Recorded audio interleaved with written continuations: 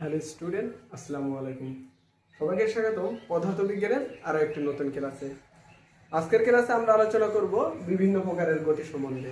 গত ক্লাসে আমরা কিন্তু দেখো গত ক্লাসে আমরা গতির যে গুরুত্ব এবং সরলতা সেইগুলো নিয়ে আলোচনা করছিলাম। আর আজকের ক্লাসে আমরা আলোচনা করব যে বিভিন্ন প্রকারের গতি এবং পরন্ত বস্তুর সূত্রগুলো যে আছে এবং গতির সমীকরণগুলো নিয়ে। তাহলে চলো শুরু করা যাক। দেখো, বিভিন্ন প্রকার গতির মধ্যে আমাদের প্রথমেই চলে আসে হচ্ছে সরল রৈখিক গতি। এক নম্বরে কিন্তু সরল রৈখিক গতি। ঠিক আছে, দেখো সরল রৈখিক গতি কাকে বলে। দেখো, সরল রৈখিক গতি বলতে আমরা বুঝতে পারতেছি যে এখানে আমাদের সরল আছে, তাই না? সরল আছে। দেখো নিচে আমি সংজ্ঞাটা লিখে রাখছি যে কোনো বস্তু যদি সরল রেখায় চলে তাহলে ওই বস্তুর গতিটাকে সরল রৈখিক গতি বলে। তাহলে কোনো বস্তুটা যদি সরল রেখায় চলে তাহলে ওই বস্তুটাকে আমরা সরল রৈখিক গতি বলি। দেখো তো সরল রেখায় কি কি চলতে পারে, একটু ভাবো যে সরল রেখে কি চলে। আচ্ছা দেখো, আমরা যদি একটা ক্রিকেট বলকে উপরের দিকে নিক্ষেপ করি, ক্রিকেট বলকে উপরের দিকে নিক্ষেপ করলাম, সেটা নিচের দিকে পড়তে থাকলো, মুক্তভাবে নিচের দিকে পড়ে।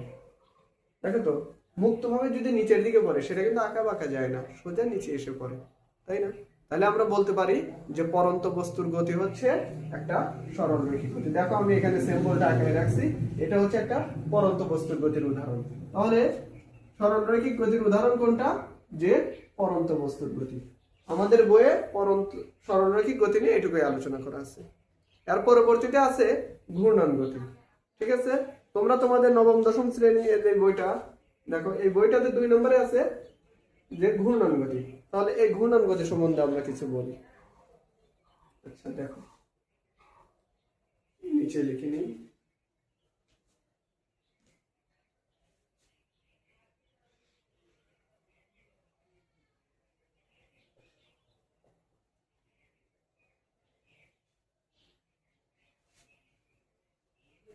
ঘূর্ণন গতি, ঘূর্ণন গতিটা কাকে বলে প্রথমে আমাদের এটা জানতে হবে। দেখো, আমরা যেন ক্লাসটা অল্প সময়ের মধ্যে শেষ করতে পারি এই কারণে আমরা আগেটা লিখে নিছি যে ঘূর্ণন গতি কাকে বলে। দেখো, কোনো বস্তু যদি নির্দিষ্ট বিন্দু থেকে সমদূরত্বে বৃত্তাকার পথে ঘুরতে থাকে তাহলে তাকে ঘূর্ণন গতি বলে। দেখো, তাহলে আমরা ধরে নিলাম যে নির্দিষ্ট বিন্দু হচ্ছে এটা, আমাদের এটা হচ্ছে একটা নির্দিষ্ট বিন্দু। এখন এই নির্দিষ্ট বিন্দু থেকে আমাদের একটা বস্তু, দেখো নির্দিষ্ট বিন্দু থেকে কোনো বস্তু যদি এই বিন্দুটাকে কেন্দ্র করে বৃত্তাকার পথে ঘোরে সমদূরত্বে, দূরত্ব কিন্তু কখনো চেঞ্জ হবে না। মনে করো যে যদি এইভাবে ঘোরে, সেইভাবে ঘুরতেছে, ঠিক আছে, সেইভাবে ঘুরতেছে, আর কিন্তু দূরত্ব চেঞ্জ হচ্ছে না। দেখো আমি যদিও এখানে লেখার জন্য আমাদের একটু আঁকাবাঁকা গেছে, কিন্তু এখানের দূরত্ব যতটুকু হবে এখান থেকে দূরত্ব ততটুকু হবে, এখানে দূরত্ব যতটুকু হবে এখানেও দূরত্ব ততটুকু হবে। এইটা বলতেছে যে কোনো বস্তু যদি নির্দিষ্ট বিন্দু থেকে, আমরা ধরে নিলাম এটা হচ্ছে একটা নির্দিষ্ট বিন্দু, এই বিন্দু থেকে সম দূরত্বে মানে সব দিকে দূরত্ব সমান যদি বৃত্তাকার পথে ঘোরে তখন ওইটাকে আমরা বলি ঘূর্ণন গতি। তাহলে দেখো তো ঘূর্ণন গতি কোন কোন উদাহরণ দেওয়া যেতে পারে। দেখো, 1 নম্বর ঘূর্ণন গতি হচ্ছে বৈদ্যুতিক পাখা গতি, কিন্তু এখানে তোমাদের বই আছে দেখো। আচ্ছা, যে বৈদ্যুতিক পাখার গতি এটা হচ্ছে 1 নম্বর বৈদ্যুতিক পাখার গতি। আচ্ছা, বৈদ্যুতিক পাখার গতি কিভাবে বৈদ্যুতিক পাখা হয়। দেখো আমরা একটা বৈদ্যুতিক ফ্যানটা আঁকায় দেখি। আচ্ছা, তোমাদের বাড়িতেই তো ফ্যান আছে, তাই না? বাড়িতে ফ্যান দেখবে, ফ্যানের পাখাটা যখন ফ্যানটা তোমরা সুইচ দাও তখন কিন্তু ফ্যান কিন্তু এদিক ওদিক করে ঘোরে না, ফ্যানের একটা নির্দিষ্ট বিন্দু থেকে ওই পাখাগুলো শুধু ঘুরতে থাকে, তাই না?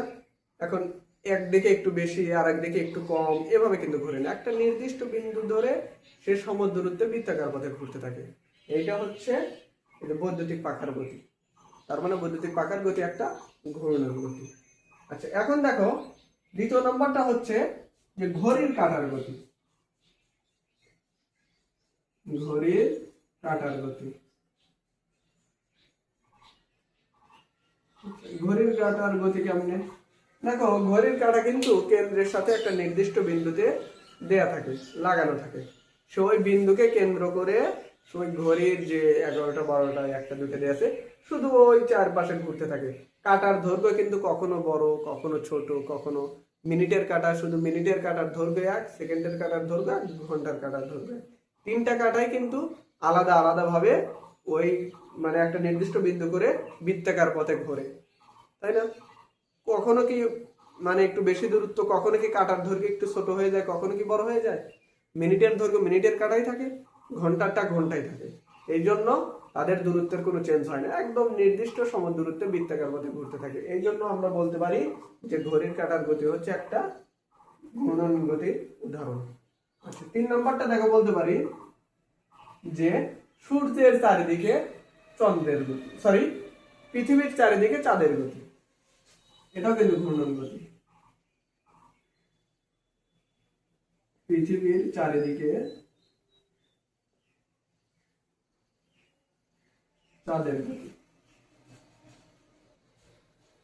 ঠিক আছে?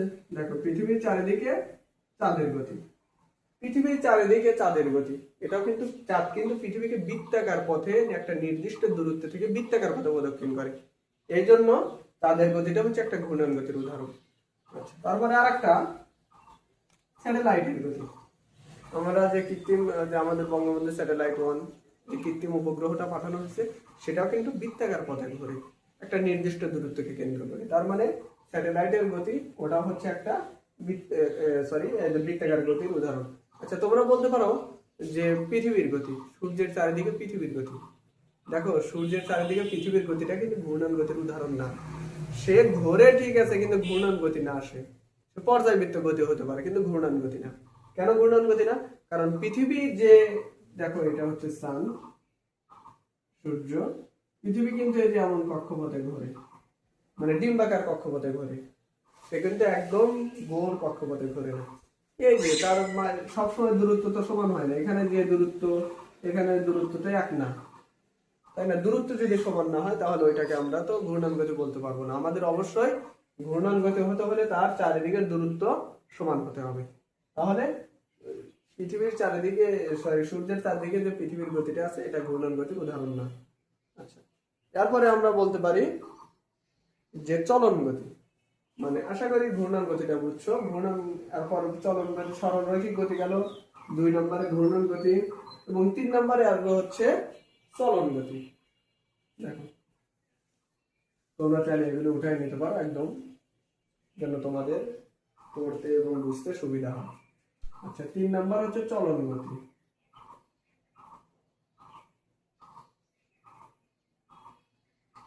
চলন গতি কাকে বলে আমাদের প্রথমে এটা জানতে হবে।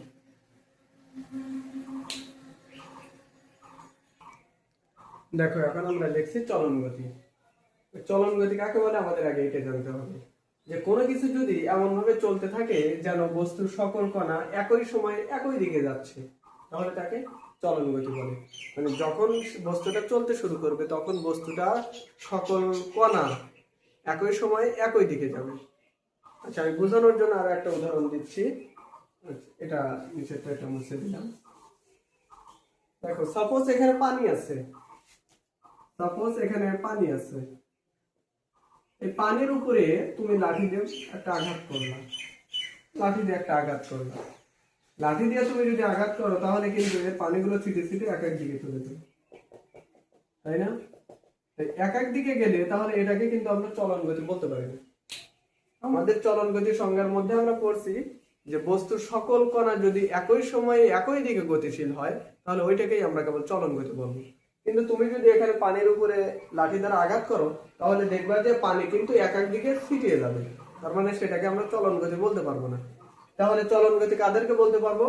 দেখো, চলন গতি আমরা যদি এখানে একটা গাড়িকে কল্পনা করি, দেখো একটা গাড়িকে যদি কল্পনা করি তাহলে গাড়ি যখন চলতে শুরু করে তখন গাড়ির চাকা কিন্তু ঘূর্ণন গতি, সেটা ঠিক আছে। কিন্তু গাড়ির চাকার দিকে খেয়াল না করে আমরা যদি গাড়ির দিকে খেয়াল করি, দেখো সে কিন্তু সোজা সামনের দিকে চলে যাচ্ছে। তাহলে এই যে সোজা সামনের দিকে চলে যাচ্ছে তার মানে আমরা বলতে পারি যে চলতে থাকা গাড়ি একটা চলন গতির উদাহরণ। মানে একই দিকে যাচ্ছে, কিন্তু সামনে যে দিকে যাচ্ছে পিছনটা ওই দিকে যাচ্ছে, তাই না? তাহলে এটাকে আমরা বলতে পারি যে চলন গতি, যে একই সময়ে সকল কণা একই দিকে যাচ্ছে। ঠিক আছে, তাহলে এটা চলন গতি। দেখো তোমাদের বইয়ে কিন্তু পাশে একটা প্লেনের চিত্র দেয়া আছে, যে এইভাবে এখানে উঠতেছে, এইভাবে উঠতেছে। দেখো ওখানে কিন্তু সকল বস্তু মানে সকল কণা একই দিকে যাচ্ছে না, মাথা যাচ্ছে একদিকে মানে অন্যভাবে। কিন্তু তার পাশে দেখো এখানে প্লেনের এইভাবে দেয়া আছে যে সবগুলো একই দিকে যাচ্ছে, এগুলো কিন্তু চলন গতির উদাহরণ। যে বস্তুর সকল কণা একই সময়ে একই দিকে যাবে, ওইটা চলন গতির উদাহরণ। আর পরবর্তী আছে দেখো পর্যায়বৃত্ত গতি। তাহলে পর্যায়বৃত্ত গতি কাকে বলে আমাদের আগে ওইটা জানতে হবে। আশা করি এটা বুঝতে পারছো। দেখো এখন হচ্ছে পর্যায়বৃত্ত গতি।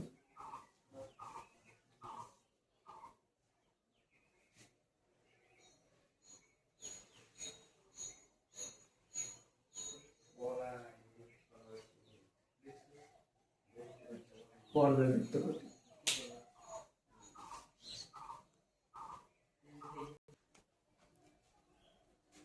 দেখো এখন আমরা আলোচনা করবো পর্যায়বৃত্ত গতি নিয়ে। তাহলে পর্যায়বৃত্ত গতি কাকে বলে আমি আগে লিখে নিচ্ছি। এখানে বলতেছে যে কোনো একটা নির্দিষ্ট সময় পর পর যদি গতির পুনরাবৃত্তি ঘটে তাহলে তখন পর্যায়বৃত্ত গতি বলে। একটা নির্দিষ্ট সময় পর পর তাকে পর্যায়বৃত্ত মানে একই বিন্দু দিয়ে যাবে, তখন ওইটাকে আমরা পর্যায়বৃত্ত গতি বলি। দেখো আমরা যদি একটা বৈদ্যুতিক পাখা বা ফ্যানের গতিকে কল্পনা করি, ফ্যানের পাখাটা কিন্তু এরকম।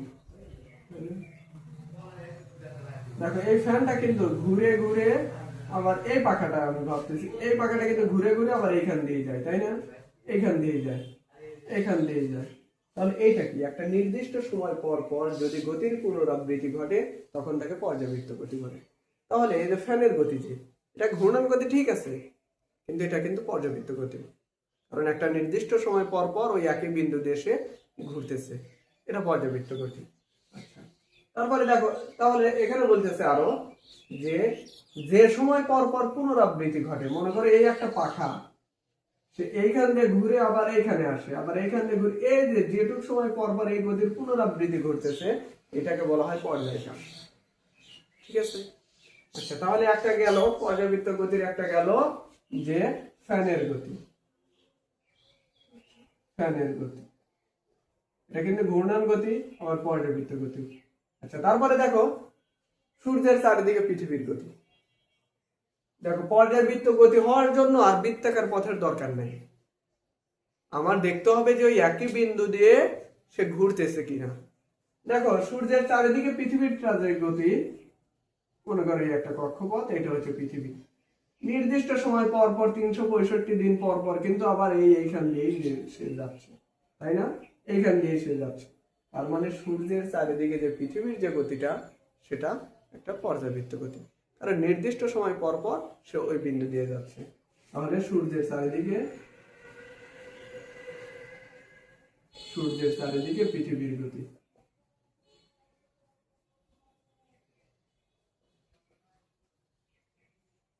সূর্যের চারিদিকে পৃথিবীর গতি, এটা গেল। 3 নম্বরটা কি? তাহলে 3 নম্বরটা দেখো ধূমকেতুর গতি। তোমরা চেনো যে তোমরা জানো কিনা যে ধূমকেতু নামে একটা গ্রহ, ধূমকেতু নামে একটা, দেখো হেলির ধূমকেতু মানে সূর্যের চারিদিকে হেলির ধূমকেতুর একটা কক্ষপথ আছে, সেই কক্ষপথ দিয়ে ধূমকেতু যাওয়া আসা করে। ঠিক আছে, ওই একটা নির্দিষ্ট সময় পর পর ওই নির্দিষ্ট কক্ষপথ দিয়ে হেলির ধূমকেতুটা যায়। তার মানে ওই যে হেলির ধূমকেতুর যে উদাহরণ, এটাও হচ্ছে একটা পর্যায়বৃত্ত গতির উদাহরণ। তাহলে আশা করি তুমি আসলে একটু ভাবো যে কোন গতি একটা নির্দিষ্ট সময় পর পর একটা নির্দিষ্ট বিন্দু দিয়ে যায়। যেটা একটা নির্দিষ্ট সময় পর পর একটা নির্দিষ্ট বিন্দু দিয়ে যাবে তাহলে ওইটাকে আমরা বলতে পারবো যে ওটা হলো একটা পর্যায়বৃত্ত গতি। তাহলে তোমার পরিবেশের তোমার চারপাশে যা কিছু একটা নির্দিষ্ট সময় পর পর একটা নির্দিষ্ট বিন্দু দিয়ে যাবে, ওটা একটা পর্যায়বৃত্ত গতির উদাহরণ। দেখো আমরা ছোট সময়ে আমাদের ছোট ভাস্তি বা ছোট বোনদের আমরা দোলনায়, বা আমরাও ছোট সময় আমাদেরকে দোলনায় দোল খেলাতো। এই যে দোলনায় দোল খেলায় যে দেখো এখান থেকে শুরু করেছি একটা, একবার এদিকে যায় আবার এদিকে আসে, আবার এদিকে যায় আবার এদিকে আসে, তাই না? এই যে একটা নির্দিষ্ট সময় পর পর একটা নির্দিষ্ট বিন্দু দিয়ে যাচ্ছে, তাহলে এই যে দুলতে থাকা দোলনার গতি হচ্ছে একটা পর্যায়বৃত্ত গতির উদাহরণ। দেখো এই বিভিন্ন প্রকার গতির মধ্যে প্রায় সবগুলো আলোচনা করা শেষ, আমাদের আর একটা আছে, এটা হচ্ছে সরল স্পন্দন গতি। দেখো সরল স্পন্দন গতি কাকে বলে আমরা এখন দেখে নিই। আশা করি এটা বুঝতে পারছো তোমরা। এখন আমরা আলোচনা করবো হচ্ছে সরল স্পন্দন গতি।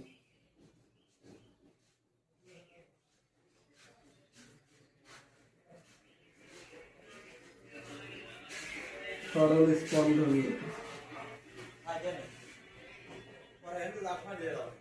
দেখো সরল স্পন্দন গতি কাকে বলে? কোন পর্যায়বৃত্ত গতিশীল বস্তু যদি পর্যায়কালের অর্ধেক সময় একদিকে এবং বাকি অর্ধেক সময় তার বিপরীত দিকে যায়, তখন সেটাকে আমরা বলতে পারি পর্যায়বৃত্ত গতি। ঠিক আছে,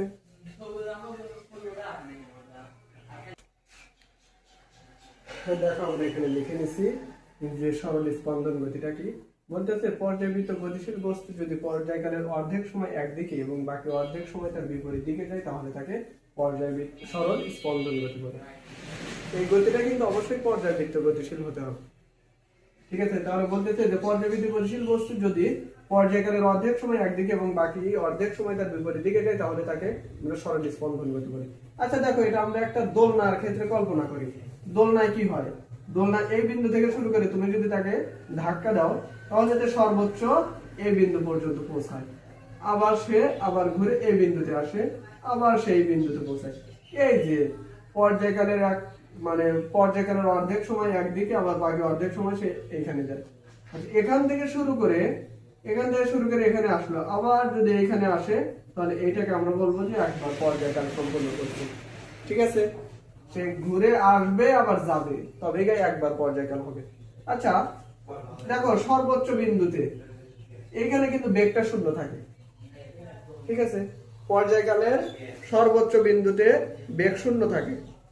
সর্বোচ্চ যে প্রান্ত পর্যন্ত যায়, এখানে দেখো বেগটা শূন্য, কারণ বেগ শূন্য বলে সেখানে ন্যানো সেকেন্ডের জন্য হলেও বস্তুটা স্থির হয়ে থাকে, স্থির হয়ে আবার বিপরীত দিকে যাত্রা শুরু করে, তাইলে এখানে বেগটা শূন্য থাকে।